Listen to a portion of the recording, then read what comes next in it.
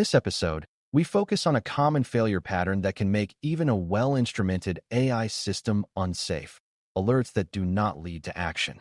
Monitoring is valuable only when it changes what people do, and incident response is the structured way people act when something might be going wrong. Connecting monitoring to incident response means you design the system so detection flows naturally into triage, containment, investigation, and recovery.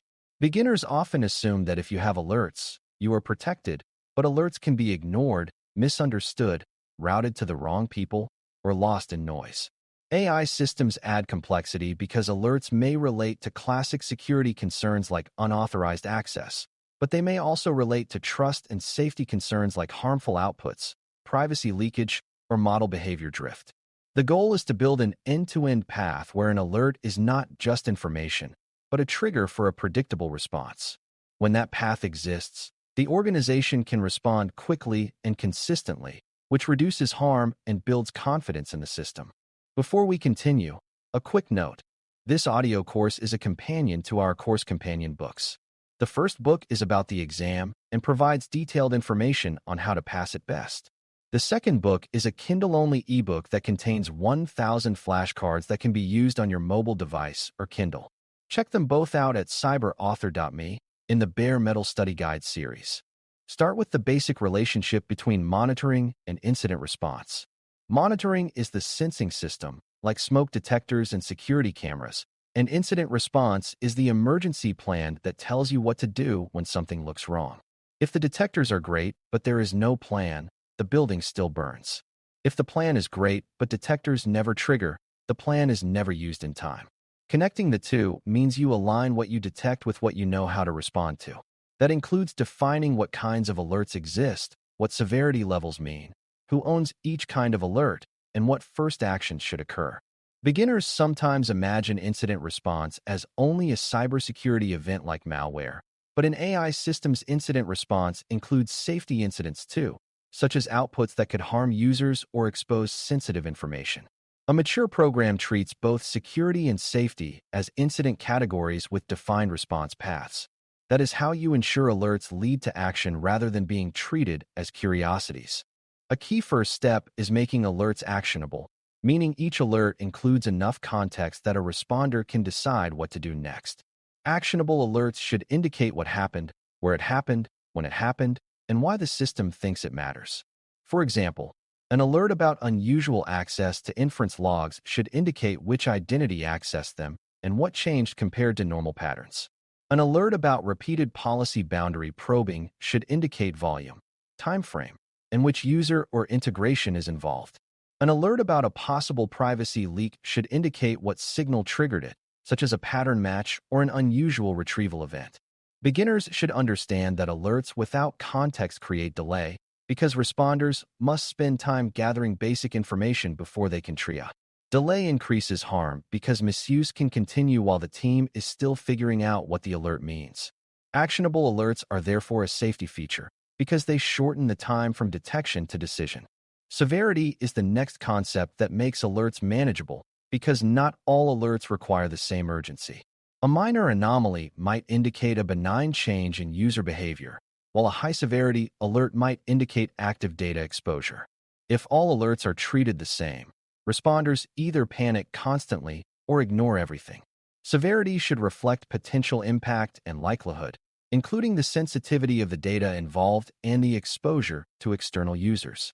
In AI systems, a high-severity alert might include suspected unauthorized access to sensitive data stores, outputs that include sensitive information for an external user, or a sudden failure of safety controls.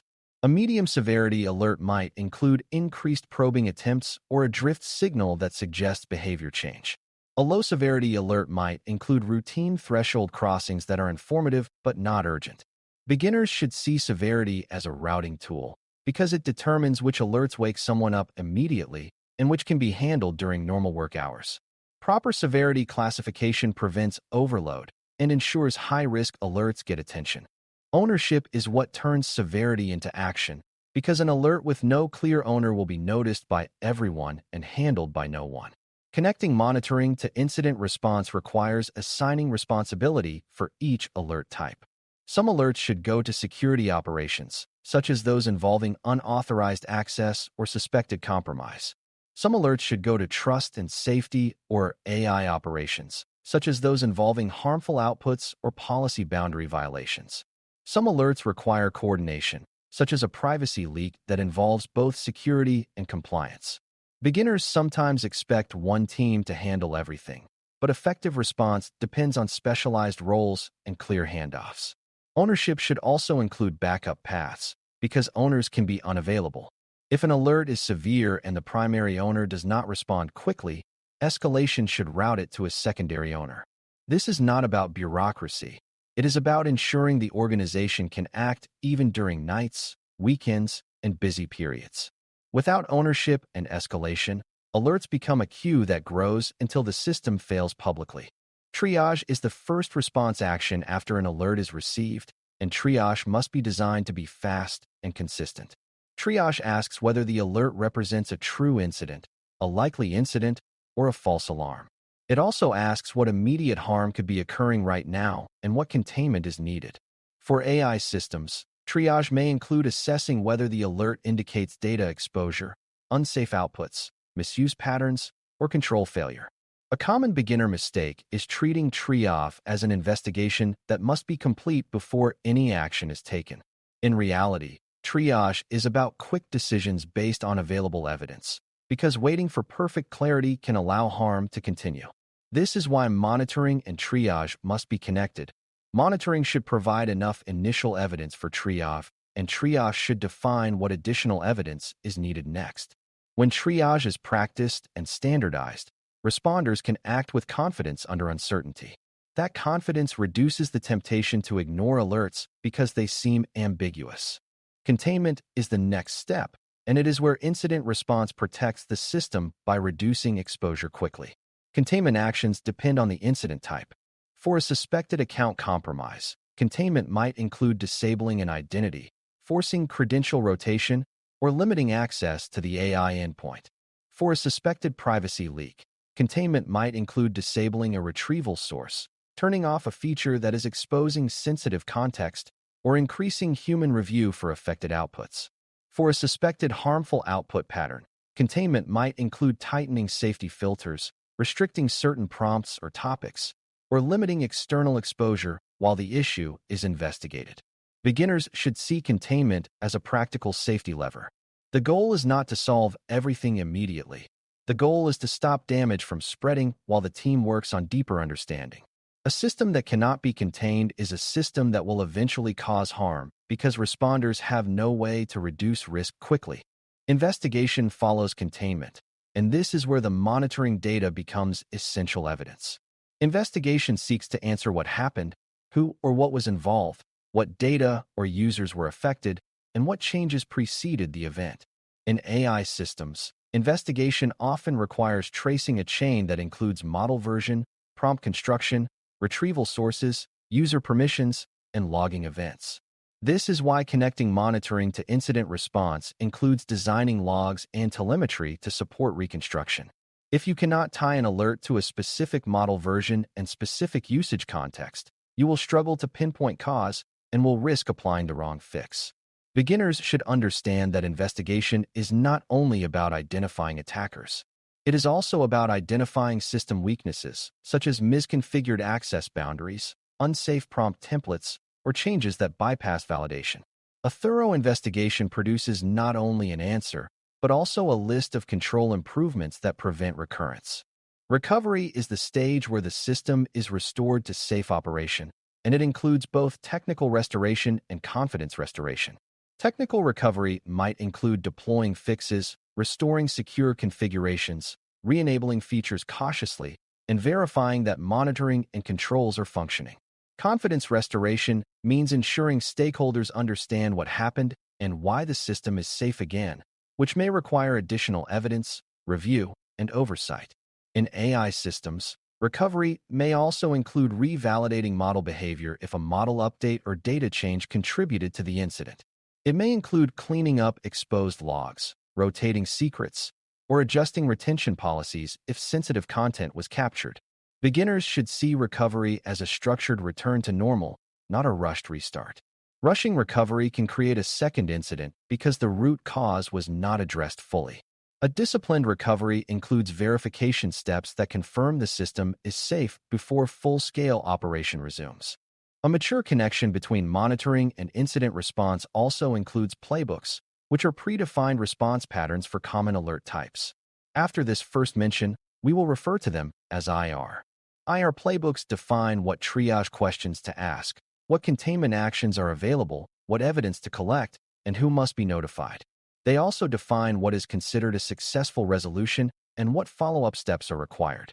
Beginners sometimes assume playbooks are only for large organizations, but even small teams benefit from having clear response steps because emergencies create stress and stress reduces decision quality.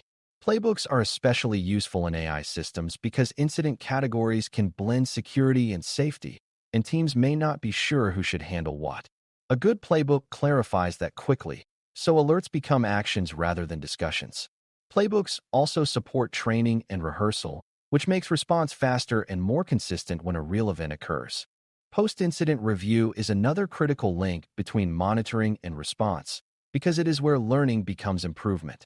A post-incident review asks whether monitoring detected the issue quickly enough, whether alerts were clear, whether routing and escalation worked, and whether responders had the access and evidence they needed. It also asks whether containment and remediation were effective and whether similar incidents are likely to recur. In AI systems, post-incident review may reveal that certain safety signals were not monitored, or that logs were missing critical context, or that alert thresholds were too strict or too loose. The outcome should be tuning, meaning monitoring and controls are adjusted to reduce future risk. Beginners should recognize that incidents are not just failures, they are feedback. A mature program uses that feedback to strengthen detection and response so the system becomes safer over time.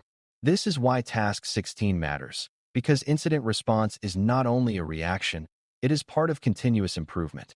One reason this connection is essential in AI systems is that some incidents are not obvious in the classic sense. A safety incident might be a pattern of harmful outputs that gradually appears, not a single explosive breach. A privacy incident might be a slow leak through logs or retrieval exposure rather than a one-time data dump. A misuse incident might involve subtle probing that looks like normal usage until it accumulates. Monitoring is what reveals these patterns, and incident response is what turns pattern recognition into action. Beginners should understand that AI incidents can be behavioral as much as technical, which means the response team needs both security skills and trust and safety thinking. The connection between monitoring and response ensures these incidents are handled with the same seriousness and structure as traditional security events. Without that structure, behavioral incidents are often dismissed until harm becomes visible externally. To keep this process from slowing the business unnecessarily, the response system must be efficient and proportional. Not every alert should trigger a full incident response team and a major shutdown. Many alerts can be handled through quick triage and minor tuning. The key is having clear thresholds for escalation so severe events get rapid attention and minor events get pragmatic handling. This is another reason why severity and ownership matter. If you can resolve low-risk alerts quickly and consistently, teams will not fear monitoring as a source of disruption. If you can handle high-risk alerts decisively, leaders will trust that AI systems can be operated safely at scale. Beginners should see this as a balance between responsiveness and stability. The organization wants to act quickly when harm is possible while avoiding unnecessary panic that undermines adoption. To close, connecting monitoring to incident response so alerts lead to action means designing an end-to-end system where detection triggers predictable human decisions and technical steps. Actionable alerts provide context, severity helps prioritize, and ownership ensures someone is responsible for response. Triage determines urgency, containment reduces immediate risk, investigation uncovers root cause, and recovery restores safe operation with verification. IR playbooks make response consistent under stress, and post-incident reviews turn incidents into improvements in monitoring and controls. In AI systems, this connection is especially important because incidents can involve security breaches, privacy leaks, harmful outputs, and unpredictable behavior patterns that require coordinated response. When monitoring and incident response are truly connected, alerts stop being noise and become a safety mechanism that protects users, protects the organization, and keeps AI useful because problems are handled quickly instead of turning into long disruptions. Thanks for listening. For more audio courses, daily newsletters, and more, please visit baremetalcyber.com.